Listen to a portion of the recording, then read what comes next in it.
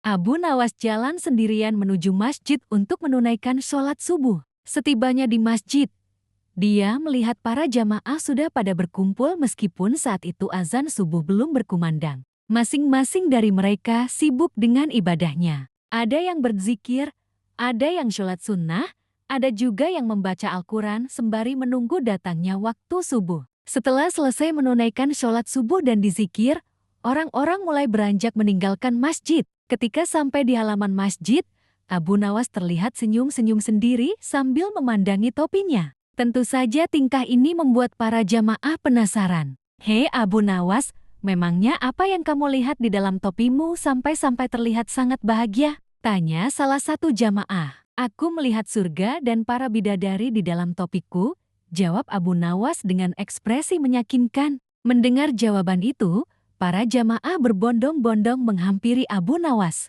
Dikarenakan sangat penasaran, salah satu dari mereka berkata, "Sini coba aku lihat, tapi aku tidak yakin kau bisa melihat seperti apa yang aku lihat," ujar Abu Nawas sambil mencegahnya. "Memangnya kenapa Abu Nawas?" jawab jamaah dengan serempak. Dikarenakan mereka sama-sama makin penasaran, Abu Nawas dengan mimik wajah serius menjelaskannya. "Sebab hanya orang-orang beriman dan soleh saja yang bisa melihat surga dan bidadari di dalam topiku ini," ujarnya. "Sini coba aku lihat," ucap salah satu jamaah. Abu Nawas pun mempersilakan dengan memberikan topinya. Orang tersebut segera melihat ke dalam topi, lalu sejenak menatap ke arah Abu Nawas. Ia kemudian menengok ke orang-orang di sekelilingnya. "Benar aku melihat surga dan bidadari luar biasa sekali," ucap orang itu berbohong. Dikarenakan takut dikatakan orang yang tidak syoleh dan kurang beriman, jamaah lainnya pun ikut penasaran juga.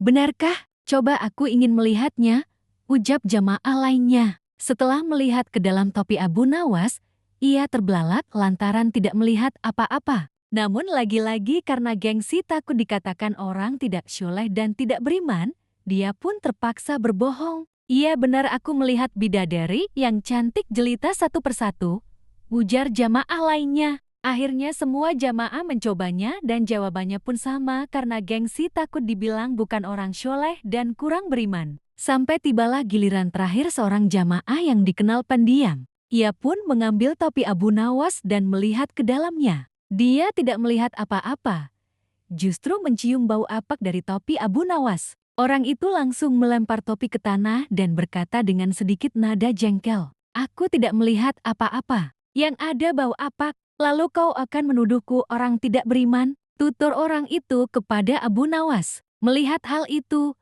Abu Nawas malah tertawa terpingkal-pingkal. Kemudian Abu Nawas berkata, "Aku juga sama seperti kau. Aku tidak melihat apa-apa," tegas Abu Nawas sambil menahan tawa. "Hai kalian semua, jangan hanya karena takut dibilang orang tidak beriman lalu membohongi diri sendiri dan orang lain.